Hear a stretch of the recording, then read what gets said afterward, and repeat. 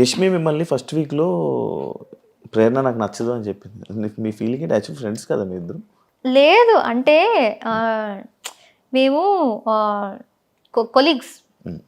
కృష్ణ ముకుంద మురారిలో నేను హీరోయిన్గా చేశాను, ఆమె స్లైట్ విలన్ లాగా చేసింది. కొలీగ్స్ అంతే. సో నాకు యష్మి సెట్ దాకే తెలుసు. సెట్లో హాయ్ బాయ్, సీన్కి ఎంత అవసరమో అంత, ఎప్పుడైనా కలిసి లంచ్ చేయడం అంతే, వేరే ఏం లేదు. మేము 1.5 years షూటింగ్ చేస్తే దానిలో 6-7 months మేము మాట్లాడుకోలేదు కూడా. చిన్న గొడవ జరిగి we did not speak. Set లో అసలు చూడం కూడా. అలాంటిది కూడా కాదు, గొడవ అంటే మాటల్లో కూడా గొడవ లేదు. ఆమె ఒకటి రియాక్ట్ అయిన విధానం సెట్ లో, నాతో కూడా కాదు, సెట్ లో రియాక్ట్ అయిన విధానం నాకు నచ్చలేదు అనేసి నేను మాట్లాడడం ఆపేసా. కానీ అమ్మాయిలు శత్రువులు కదా? అలా లేదు, శత్రువులు ఎవరైనా అవ్వచ్చు. అంతేనా? సో అది సో అలా జరిగింది. ఇంటి లోపలికి వచ్చినప్పుడు ఓకే, నాకు తెలిసిన వాళ్ళు ఎవరో ఉన్నారు అని ఇది. బట్ అదంతా బయట జరిగింది కాబట్టి ఆమె అది చెప్పినప్పుడు పెద్ద షాక్ ఏం కాదు. నాకు ఒక్కసారి అనిపించింది ఆమెకు నేను నచ్చనేమో, ఎందుకంటే ఆమె సైలెంట్గా ఉంటుంది, నేను ఇలా హైపర్గా ఉంటా. సో ఒక్కొక్కసారి అనిపించేది ఆమెకు నేను ఇరిటేటింగ్ అనిపిస్తానా ఏంటి అనేసి.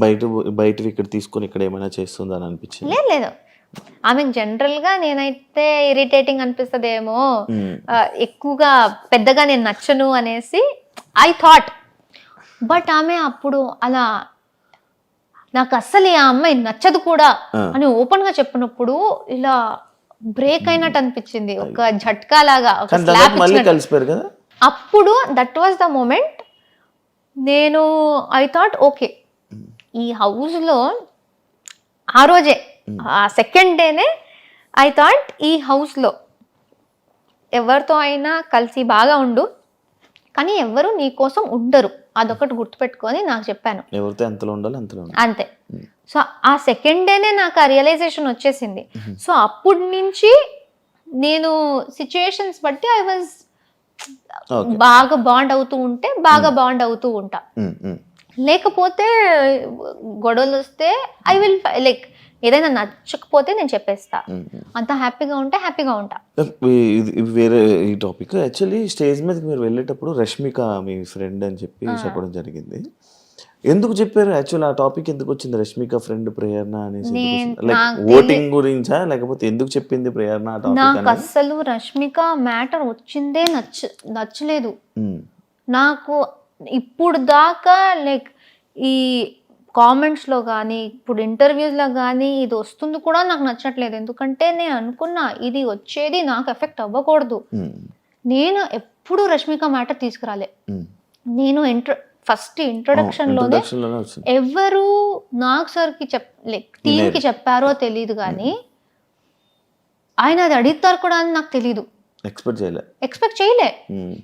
నీకు ఒక సెలబ్రిటీ ఫ్రెండ్ ఉంది కదా అని అడిగేశారు.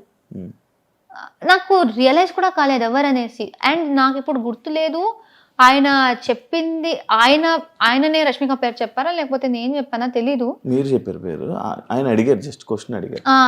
ఆయన నాకు ఆమె గురించి అడిగారు. సో చాలా పెద్ద సెలబ్రిటీ, చాలా మంది తెలుసారంటే చాలా పెద్ద సెలబ్రిటీ మా ఇండస్ట్రీలో, నీకు ఆమె తెలుసు అన్నారు. అప్పుడు నాకు ఫ్లాష్ అయింది, ఓ రష్మిక. సో అది ఆయనకు ఎవరు దాని గురించి చెప్పారో తెలీదు. అండ్ అప్పటి నుంచి స్టార్ట్ అయిపోయింది ప్రతి ఒక్కరు దాని గురించి అడగడం. And I don't like it, ఎందుకంటే అది ఇలాంటి ఆమె ఇప్పుడు ఏ స్టేజ్కి వెళ్ళిపోయిందో, ఇప్పుడు బిగ్ బాస్ సంబంధించిన దాంట్లో ఈజీగా ఎవరైనా మిస్అండర్స్టాండ్ చేసుకోవచ్చు. రష్మిక గురించి మాట్లాడుతుంది అంటే పాపులారిటీ కోసమా అనేసి. నాకు అసలు వద్దు ఇది. నేను ఇప్పుడు కూడా వేరే ఇంటర్వ్యూ వాళ్ళు వస్తే రష్మిక గురించి ఏమైనా క్వశ్చన్ ఉంటే ప్లీజ్ నన్ను అడగకండి, ఎందుకంటే చాలా అయిపోతుంది. నేను మాట్లాడేది నా గురించి చాలా ఉంది. సో ఇది ఒకటి అడ్డం పెట్టుకుని మాట్లాడే అవసరం అదే మీరు లోపలికి వెళ్ళేటప్పుడు ఆ సిచ్యువేషన్ లో ఎందుకు చెప్పింది, మళ్ళీ వీళ్ళిద్దరు రూమ్మేట్స్ అంట, దీని గురించి అది ఇప్పుడు ఇది ఆయన క్వశ్చన్ bold. అడగకపోతే నాకు ఎక్కడి నుంచి వస్తుంది? అవును. సో వాళ్ళు అది ఎందుకు క్రియేట్ చేశారు? ఇప్పుడు Actually సూర్య గారు తెలియదు వస్తే కూడా అవును. సూర్య గారు వచ్చారు, ఉమ్. ప్రతి ఒక్కరి గురించి వాళ్ళు ఇంట్రొడక్షన్ ఇచ్చారు. వీళ్ళు యూట్యూబ్ చేస్తారు, వీళ్ళు డాన్స్ చేస్తారు. నా మీద వచ్చినప్పుడు ఈమె రష్మిక చైల్డ్హుడ్ ఫ్రెండ్ అన్నారు. ఉమ్.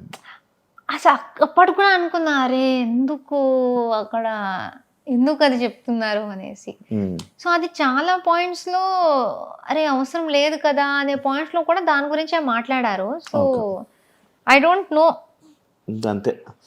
నాకు మాట్లాడాలనుకోరా ఇప్పుడు? అనుకున్నా అది వస్తూనే ఉంటది ఆ టాపిక్, అది వస్తూనే ఉంటది. ఎందుకంటే అది పెద్దది.